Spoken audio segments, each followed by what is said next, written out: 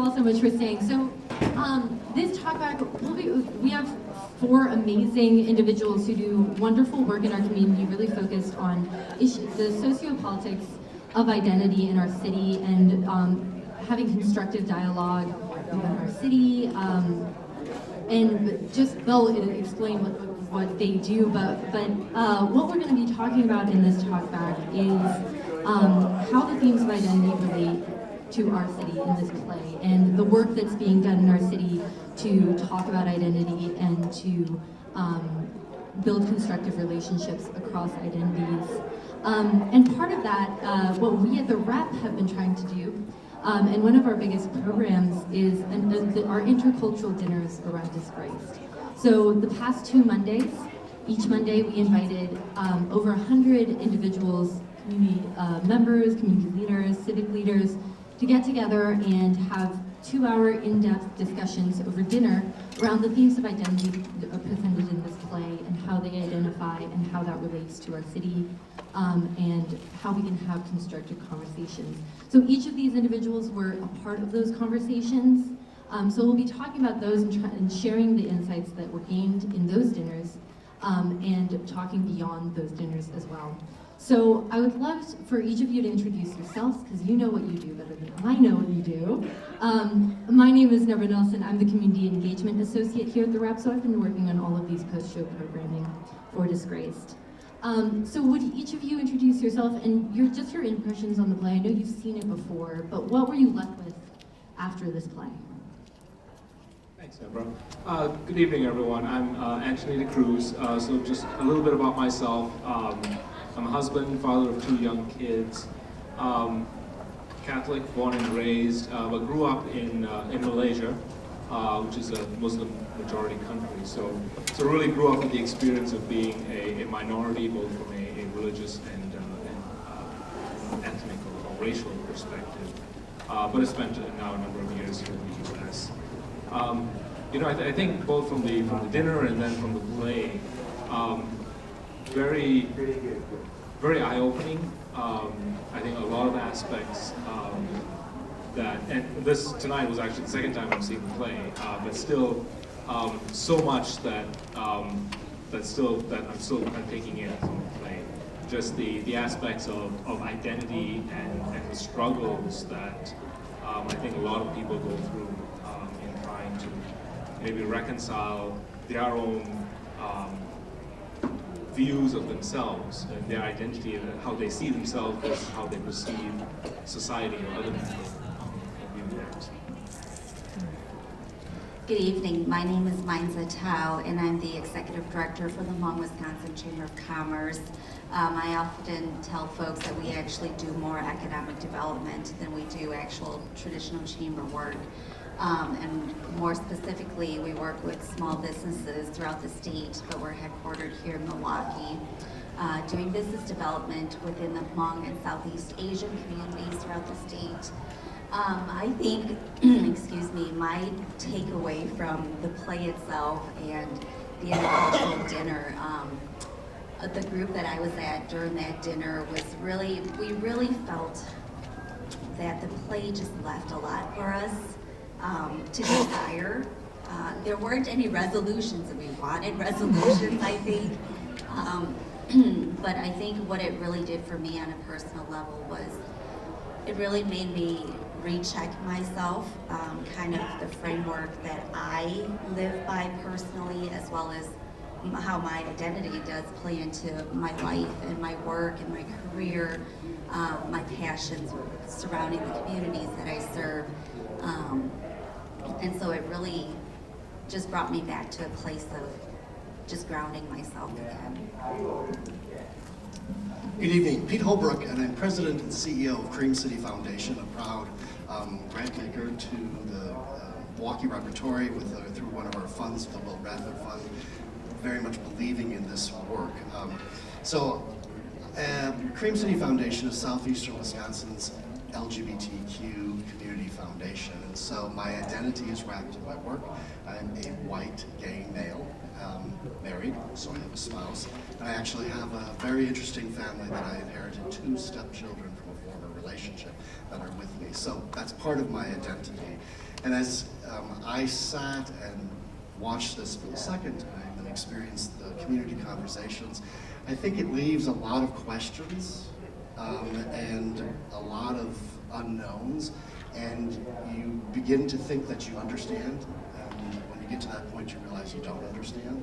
And I think what is amazing for me is the level of intersection of identity and the multiple oppressions that we saw, but then also the real problem of really fearing to reveal your identity and living true to your identity and who you are as a person, because it does then have ramifications as it continues to live out in your life.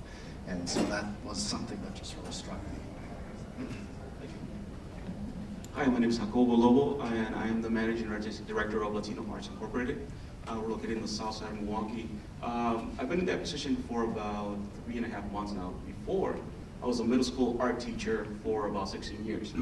And through my work as an educator, we spent quite a lot of time building a program called ALMA, and that is Advancing Literacy and Math Through the Arts. And what we did was form a curriculum based on multiple project-based units. And what we did was look at culturally relevant areas of study for our students. Now, I taught at a school that was 98% that's being conservative, Latino. So as a Latino male who came from Nicaragua, so I'm an immigrant into this community, helping my former students find a sense of identity through culture and learning who they are within a larger cultural context, which is being American, was very important to me. So being part of this conversation is very near and dear to my heart, because it's important for us to discuss what identity is in the context of culture and how those things start to intersect, especially on social economic issues and political climates. We see a lot of that taking place nowadays. And for me to have conversations like this is important, but also to have them with youths, because the more they understand who they are, they become empowered by that. And then we can avoid somebody like Amir, who doesn't know who he is, who is in direct conflict with himself, trying to be part of a greater society. And that's one of the topics that came up during the Intercultural Dinner, was kind of recognizing that Amir was somebody who was always in a collision course to self-destruct because he had turned his back on his roots, his heritage. But at the same time, we were analyzing them from all points of empathy, trying to understand why people make those choices. So the play itself is very complex, obviously, and it's intense. One of the things is it's very human, because I don't think either anybody we could sit and judge and analyze them, but at the same time, we've all been at points in our lives where we can say, was I the truest version of myself in that situation, or did I have to kind of play a role? And that can be self-destructive. And I think whether you're looking at Amir from a cultural perspective or a lifestyle perspective, it gets very complex and very difficult to call it, black and white. There's a whole lot of gray there. So I think that's where we're at. Yeah, and I'd love to point out to all of you that Jacobo has written a wonderful article for our Community Conversations web platform, www.talkidentity.com. So you can see his amazing blog post that goes more in depth into that on there. So I highly encourage you to check that out. So we did discuss identity clearly a lot in the desert dinners, a lot of your own identities, but each of you have an important role that you play in the city. How would you say that identity plays a role in our city? And I know that it plays a role in a lot of different ways, but in your opinion, kind of what role, what issues of identity do we have in Milwaukee? And what do you think can help us solve those issues? Should I go first? Go ahead. Okay. Well, through my new work at Latino Arts, that's kind of my main focus now. Is I've taken on this role of becoming an ambassador for the Latino community, and it's a huge responsibility because I work at a place where I manage a stage and a gallery. So it's a cultural hub for the Latino community, but it's the way that a lot of other cultures and a lot of communities intersect with us. And I take great pride in that, having been a former art teacher and before that being an artist, I've always considered myself an advocate for the arts. And for now to be able to merge that love for arts and pride in my heritage and create a platform for others to come and enjoy the Latino arts, it's very important to me. And I think that's something that I want to provide for the city. Because there's a lot of negative narratives on the Latino community right now. And I want to make sure that the narrative that I'm creating when others come to interact with us is one of positive and one of beauty. And I want to make sure that that conversation that they are leaving after they've interacted with us is a positive one. I think if I look at our community, the LGBTQ community, it's really entering a period of time where we've had a great progress as a people and where we've come, but we've also started to come back to the whole conversation of being comfortable in an environment that may not be as supportive of LGBTQ people. And the whole question comes back to identity is, are people going to continue to live out, or are they out of fear, moving backwards and more inward and living less prevalent? And I think what's really important about that is that what we're finding in our community today that's so important to understand is the intersectionality of who we are as a people. So that we're not all people who look like myself, a white gay male. When the people start to think about stereotypes of gay people, they think highly professional, highly educated, wealthy, and you have all of those stereotypes that come with us. But we're much more than that, and we're not a monolithic community. And so when you start to look at who we are as a people, we have the intersectionality of gender, a socioeconomic level, gender expression, as well as coming into looking at the whole ideas across religion, culture, and race. And as you think about that and the real deep dimensions of that, the intersections of race are very much of concern for us as a people. Understanding first who we are as a people in order to have that type of respect back to our fellow brothers and sisters, because we are not one united group of people.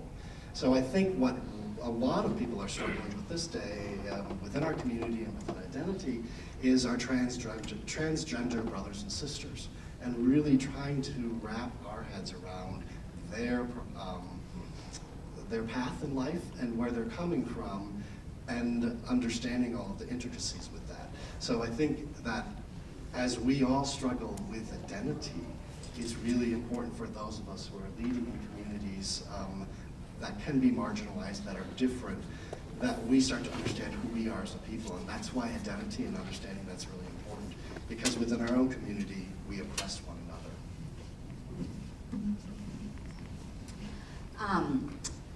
So I always say I married into Milwaukee, and I'm now going on 11 years here in Milwaukee. And I hail from the Twin Cities, which has a very, very vibrant Hmong community there. And so it was very strange for me moving here into Milwaukee.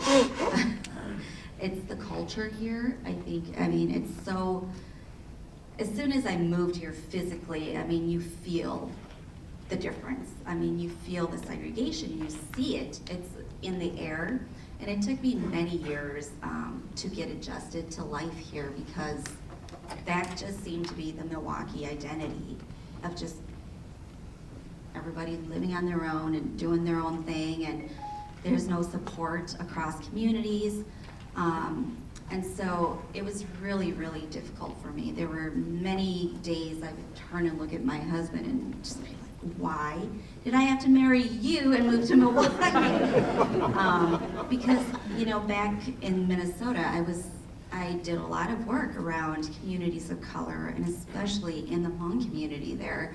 And then to move into a community, a city such as Milwaukee, where it's just in your face, the segregation. It was very difficult for me. And of course, my personality, I'm very much an idealist too, so that didn't help. But fast forward to now being here 11 years, having learned to love Milwaukee. Really, it took me a long time, but I have learned to truly love Milwaukee. And doing the work I do now at the Hmong Chamber, a huge piece of my goal at the Chamber is to make the Hmong community here more visible. Because we are very much an invisible community here. People know we're around, but that's it. You know, there's no real reaching into the community in terms of, you know, just getting to know the community. And we have such an insulated community as well, culturally, that it's hard for people to reach out of the community to search for resources and for assistance. And so it's just this weird dynamic. So coming into my role at the Hmong Chamber, one of my personal goals is just really to elevate the Hmong community, because there are still dire needs within this community and within other Southeast Asian communities, especially the newer refugee groups, newer Asian refugee groups too. You know, and these are oftentimes the groups that get left behind. And these are the groups who come from very, very underdeveloped countries with a lack of education, formal education, and coming here to a country like the US where everything's so high tech and, you know, it's fast paced. And so that's really where I think my identity lays, is just really strengthening the Hmong identity here in Milwaukee and creating a place for us here. Because Milwaukee is just made up of so many beautiful communities, but I think many of these communities are so invisible. So for me, really, it's creating a place for the Hmong here. Because the Hmong have been in Milwaukee for a couple of decades now, and yet again, they're still so invisible. And you can't have an identity if you feel like you don't belong to a community. You feel invisible, you don't have a voice at the table. When people talk about redeveloping the city, and they talk about redeveloping neighborhoods that your community lives in, but your community isn't even at the table, those are the sorts of things that really, really bother me. Because I come from that community, and that's where I think identity is huge in the work that many of our organizations do, especially here in Milwaukee, because we have a long ways to go yet. But what does give me hope is there's been a push, I would say, in the last couple of years to really, there's been the whole diversity and inclusion push, but really there's been very much several grassroots level efforts to really create a more diverse and inclusive Milwaukee. And that's not from these big corporations. This is from truly grassroots levels and true community leaders who want this to be a real change within our community here in Milwaukee. Yeah, I mean, I think, you know, you hit it right on the head there, that, you know, that sense of belonging comes from having an identity and having a community that we can relate to. And so I really think that, you know, we all as individuals, as part of, you know, whatever organizations that we're a part of, have a role to play in informing that sense of identity, that sense of community within the groups that we're in, but also that making the effort to reach out and understand. Because as you were saying, right, none of us, however we define ourselves, however we define our identities, none of those are monolithic. And just within each of those communities, each of those groups, there's such a spectrum. When it comes right down to it, we're all individuals, right? And our experiences, our background is what defines us. So I think it's a balance of trying to form that identity, that sense of community with people who are like us, but at the same time also breaking down those stereotypes and reaching out.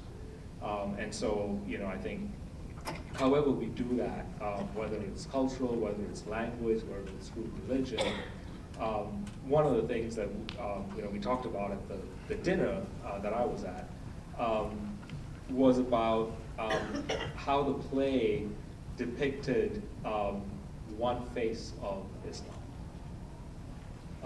which is an aspect of Islam that unfortunately we hear a lot about in the media and in the popular or the mainstream media. But many of us, or a few of us at the table, had either grown up or as Muslims or in Muslim communities, and also know about all the other aspects of the religion. And that's true with really any of the major religions or philosophies. And so I think we all have a part to play in when we can of reaching out and educating and sharing not just that common or that stereotypical view of whatever that identity is, but helping to educate each other on the broad spectrum of what our identities are. Thank you. We only have a few minutes somehow, but I would like to open it up to any questions you all might have. We have these wonderful people. Yeah.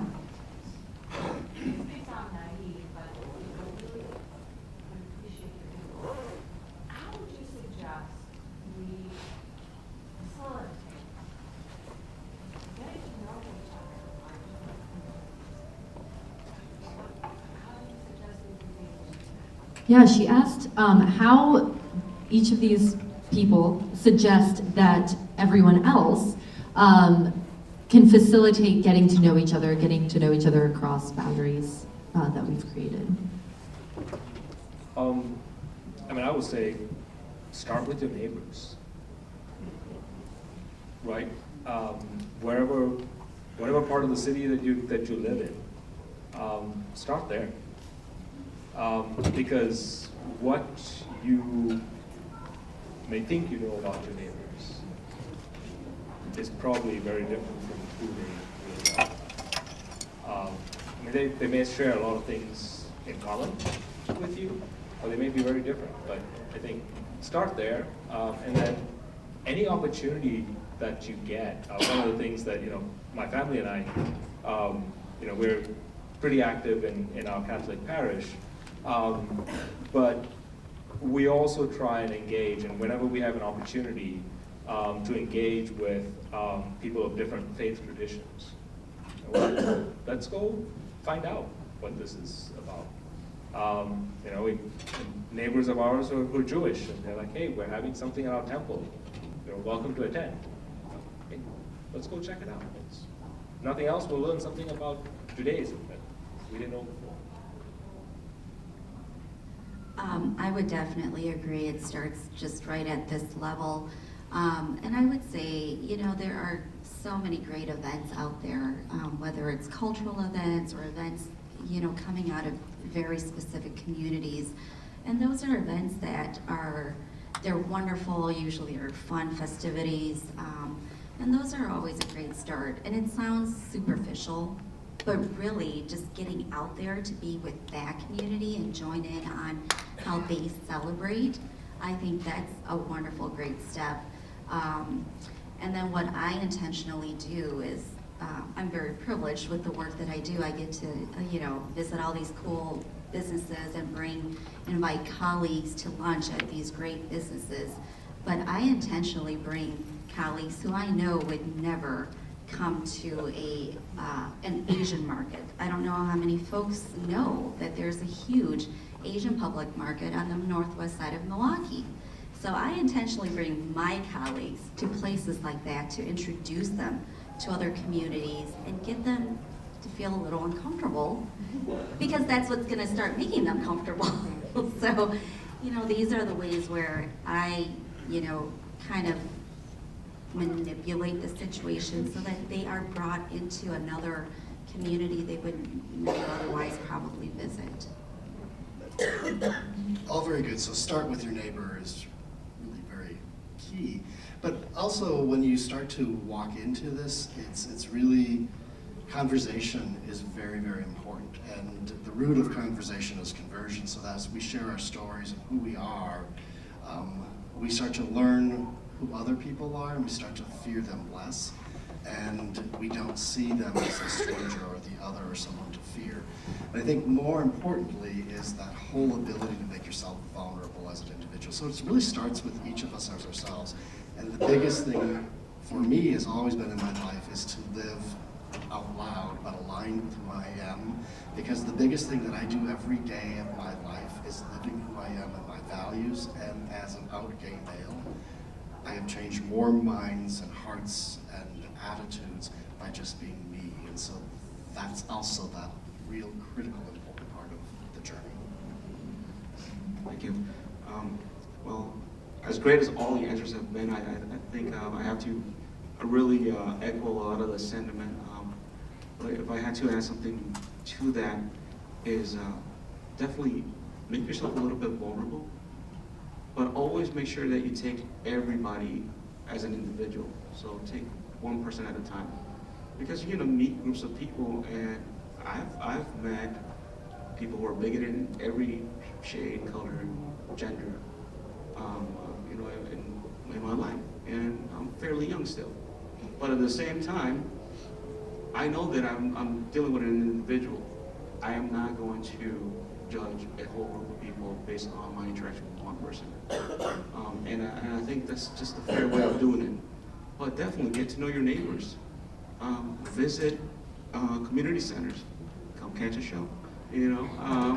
So it's definitely get out into the community. I arrived in Milwaukee in 1986, so I was very young.